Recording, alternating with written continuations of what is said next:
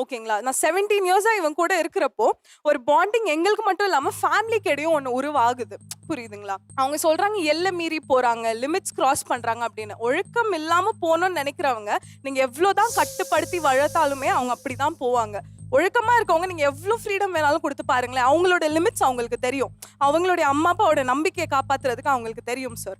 So அவங்க ஃப்ரெண்ட்ஷிப்பயே மொத்தமா கொச்சப்படுத்துறதுல எனக்கு பெருசா உடன்பாடு கிடையாது சார். இப்போ நீங்க சிட்டில இருக்கிறதுனால இந்த ஜென்ரேஷன் இப்படி நட்போட தான் இருக்கணும்ன்றீங்க. கிராமப்புறங்கள்ல எல்லாம் வந்து பாருங்க சார், விவசாயிங்கிட்ட எல்லாம் கேளுங்க. அவங்கெல்லாம் சொல்றது என்ன தெரியுங்களா? தேவையில்லாம அனாவசியமா எதுக்கு ஆம்பளைங்க கிட்ட உங்களுக்கு பேச்சுவார்த்தை? இதுதாங்க சார். நாங்க கிராமப்புற வாழ்க்கையில தான் வாழ்றோம். நாங்க இன்னைக்கு வந்து நான் ஒரு ஆணோட ஃப்ரெண்ட்ஷிப் வச்சிருக்கேன்னா, அது என் கணவர் ஏத்துக்க மாட்டாரு, என் குடும்பமும் ஏத்துக்காது, எங்க சொசைட்டி ஏத்துக்காதுங்க சார். அப்போ நீங்க இங்க இருக்கிறவங்கள வரைக்கும் நீங்க ஆரோக்கியமானது தான் சொன்னீங்க. சமூகப்புற ஆரோக்கியத்தை பத்தி தான் சொல்றாங்கன்னு சொல்றீங்க. அப்ப அந்த சமூகப்புற ஆரோக்கியத்தை தான் நாங்களும் பேசுறோம். சீர்கேடானது தான். ஆண் பெண் நட்பில் இருக்கக்கூடியவர்களை தடுத்து உங்கள் கட்டுக்குள் வைத்துக் கொள்வதற்கு என்ன முயற்சி எடுக்கிறீங்க?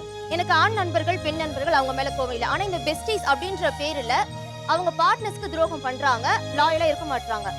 அது வந்து எனக்கு இப்பவுமே ரொம்ப கோவமா இருக்கு. என்னோட லைஃப்லயுமே வந்து என்னோட பார்ட்னருக்கு வந்து ஒரு பெஸ்டி இருக்காங்க, கேர்ள் பெஸ்டி.